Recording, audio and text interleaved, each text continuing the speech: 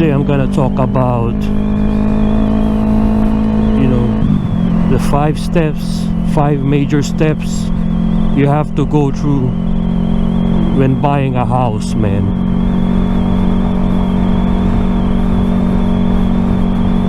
First is you gotta shop, man. You gotta shop, talk to a lot of lenders.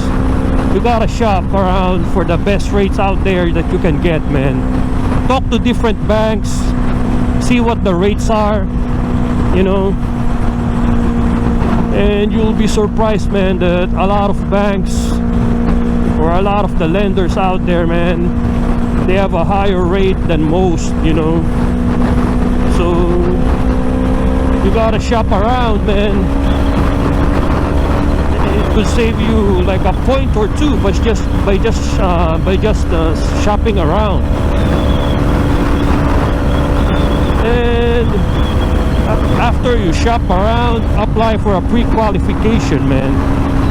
This is the first step. Shop around, apply for pre-qualification.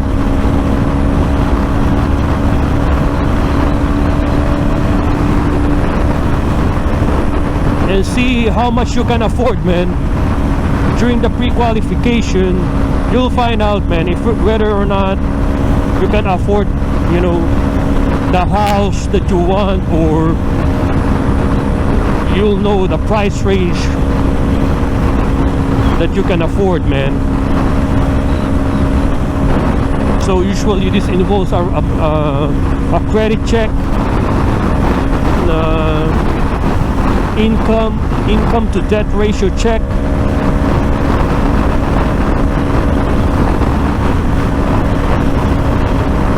any delinquencies in the past 7 years or so, foreclosures, investments, liquid assets. They're gonna check it out, and at the end they're gonna come up with your rate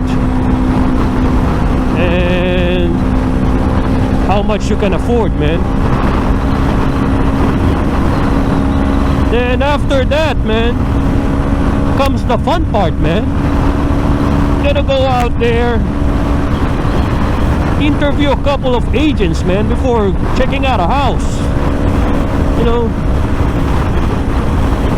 See which agents you're comfortable working with, man.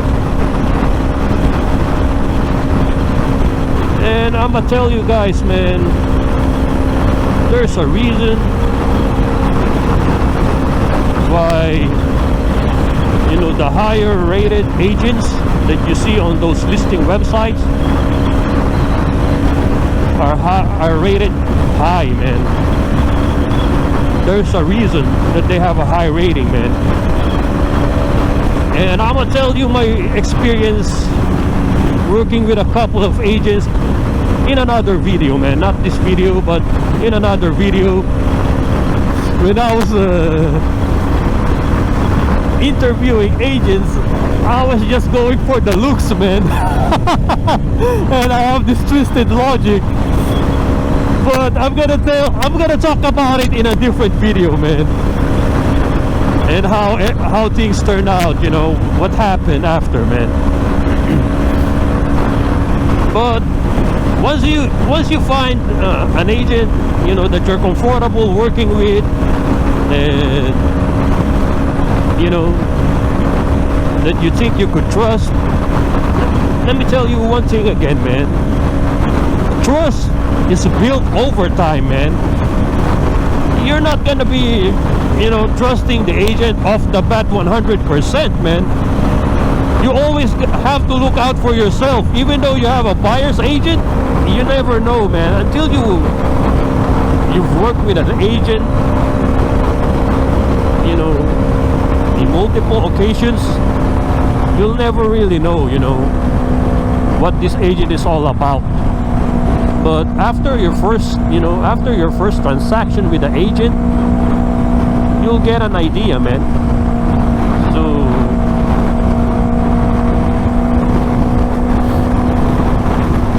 and once you find that agent, time to do some house shopping, man, the agent will, you know, set up a listing for you, you know, set up a list of properties that fits within your, you know, criteria, man.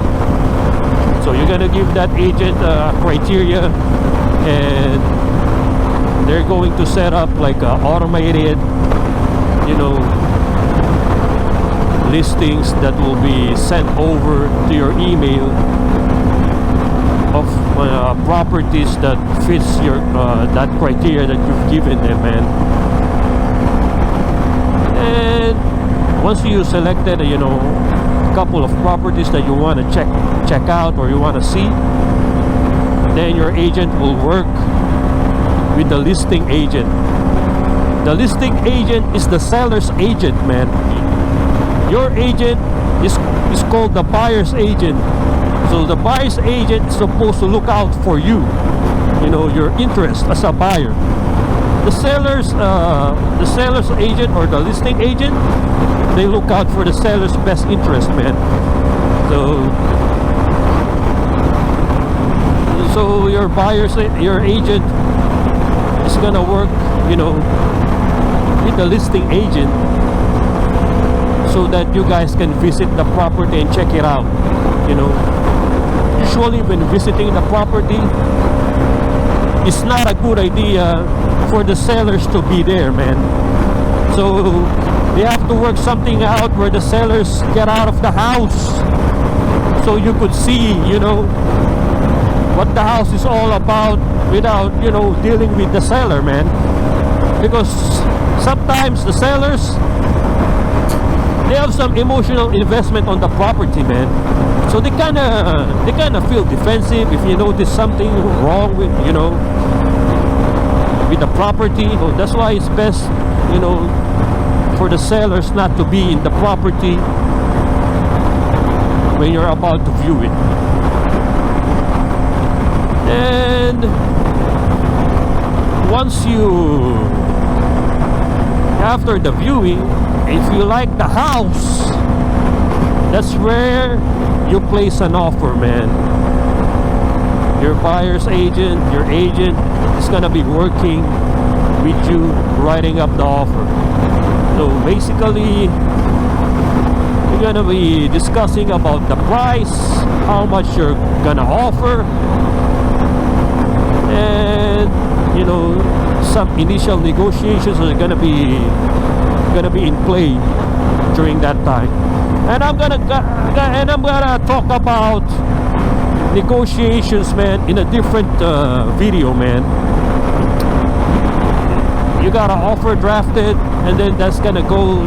They're gonna go out and send it to the listing agent or the seller.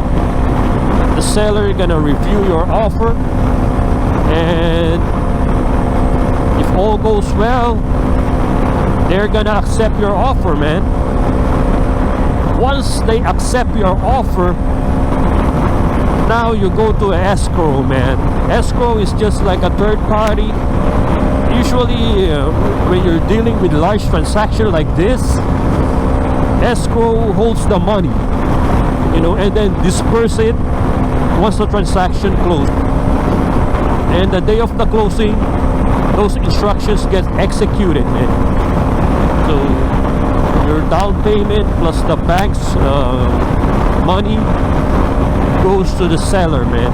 So something like that. 30-day escrow is the norm, you know.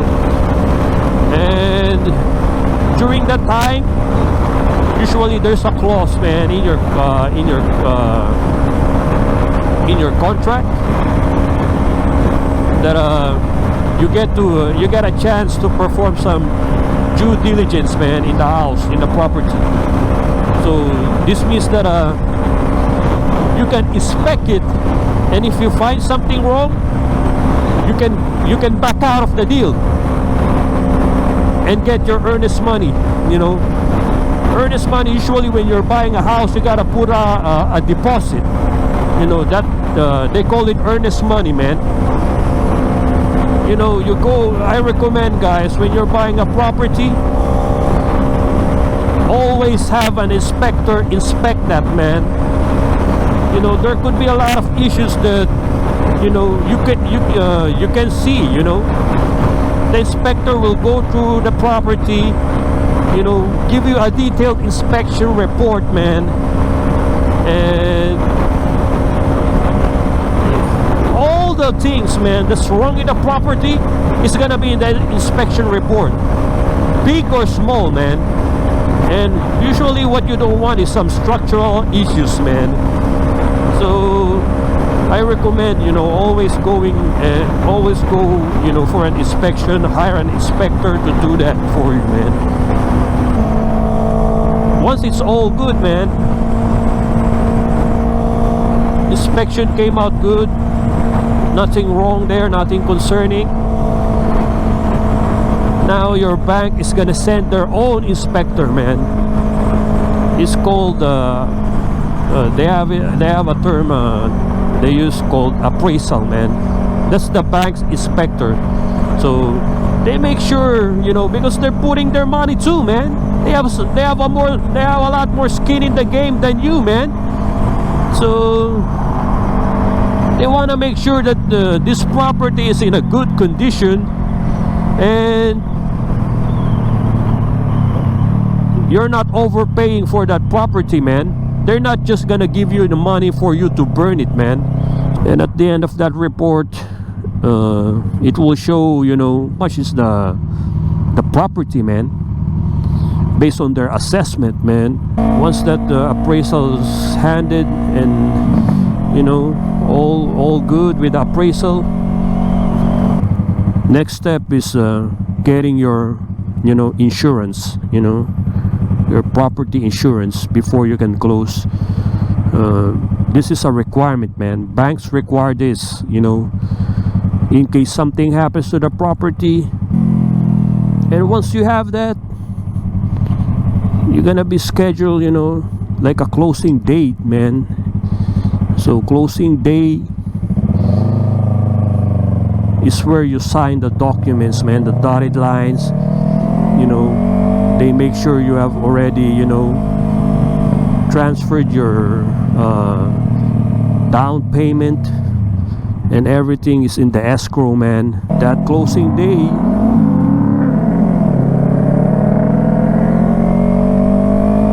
you sign everything, and as soon as you sign it, the money get dispersed, man. So it goes out, title goes to you, you know, money goes to the seller.